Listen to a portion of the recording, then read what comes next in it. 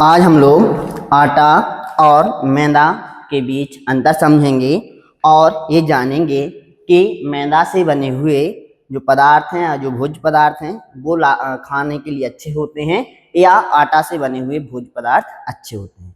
हालांकि जो आटा और मैदा दोनों ही हैं वो किससे बने होते हैं? गेहूं से बने होते हैं। तो इनमें जो अंतर है उसको समझने के लिए सर्वप्रथम हम लोग क्या करते हैं, गेहूं की संरचना को समझ लेते हैं। तो आप देख पा रहे होंगे जो ये गेहूं का बाहर भाग है इसको हम लोग बोलते हैं ब्रेन। और इस ब्रेन में क्या होता है? फाइबर, विटामिन्स और इसके साथ साथ इसमें होता है न्यूट्रिएंट्स होते हैं, पोषक तत्व होते हैं। और इसमें जो आप देख पा रहे होंगे हरे रंग का, इसे बोलते हैं जर्म। इस जर्म में भी क्या उपस्थित होते हैं? इस जर्म में होते हैं न्यूट्रिएंट्स और विटामिन्स। उनमें विटामिन्स होते हैं जो मुख्यतः विटामिन बी और विटामिन सी होते हैं। लेकिन आप जब देखेंगे कि जो आटा होता है, आटा का जब निर्माण किया जाता है तो आटे में जो गेहूं का संपूर्ण भाग, ये सफेद वाला जो भाग है, ये किससे बना होता है? कार्बोहाइड्रेट। कार्बोहाइड्रेट में क्या होता है? स्टार्च।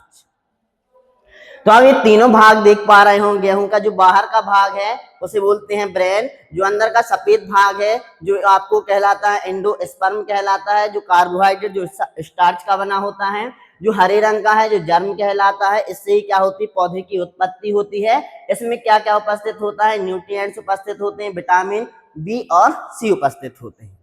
तो जब गेहूं आटे का निर्माण किया जाता है गेहूं से, तो पूरा का पूरा संपूर्ण गेहूं पीस कर क्या किया जाता है? आटा बनाया जाता है, जिसके कारण गेहूं के पूरे पोषक तत्व किसमें उपस्थित होते हैं? आटे में उपस्थित होते हैं।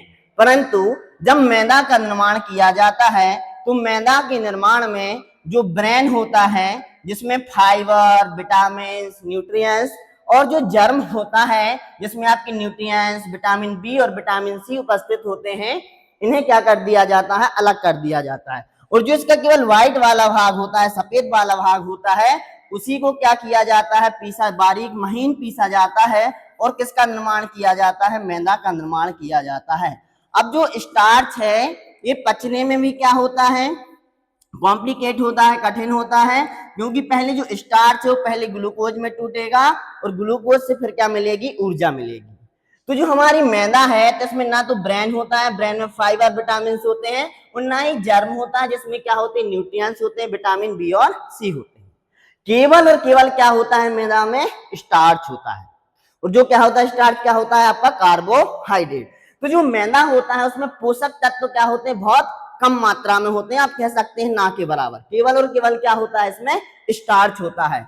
और जो स्टार्च होता है वो क्या होता है? जो आपका मैदा है जब इसे बारीक पीसा जाता है तो ये बहुत ज्यादा चिकना हो जाने के कारण जब इससे बने हुए भोज्य पदार्थ जैसे मोमोज, नूडल्स, आप मैगी देखते हैं, मैगी, समोसे जो आप देखते हैं, इनसे बने हुए जो भी भोज्य पदार्थ हैं, चाहे आप बिस्किट भी देखें तो वो भी किससे बना होता है? मैदे से बना होता है। तो ये हमारी आंतों में क्या होता है? इसकी चिपकता है। चिपकने के कारण इसका जो डाइजेशन होता है वो क्या होता है? बहुत देर से होता है।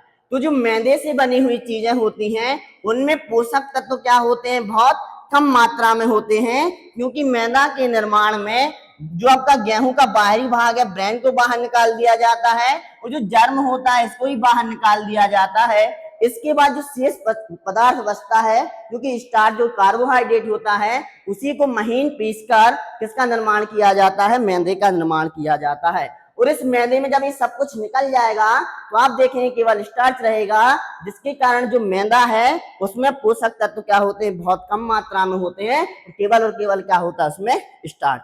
इसलिए हमें मैदे से बने हुए भोज्य पदार्थ जैसे बिस्किट, मोमोज, समोसे और भी जो पदार्थ बनते हैं जैसे मैगी है, नूडल्स है, इनको खाने से क्या होना चाहिए? बचना चाहिए। उसकी अपेक्षा आप जो आटे से बने हुए भोज्य पदार्थ हैं, चाहे रोटी हो, चाहे आपके पराठे हो, चाहे आपकी पूरी हो, जो आटे से बने हुए भोज्य पदार्थ हैं इनको खाना चाहिए, क्योंकि आटे में क्या होते हैं? पूरे न्यूट्रिएंट्स होते हैं, पूरे पोषक तत्व होते हैं, जबकि मैदा के में क्या होता है, केवल स्टार्च होता है। तो आशा करते हैं आप लोग मैदा से बनी हुई चीजों को कम से कम खाएंगे और जो आटे से बनी हुई चीजें जिसमें संपूर्ण पोषक तत्व हैं उनको क्या करेंगे, आप ज्यादा से ज्यादा खाएंगे। धन्यवाद।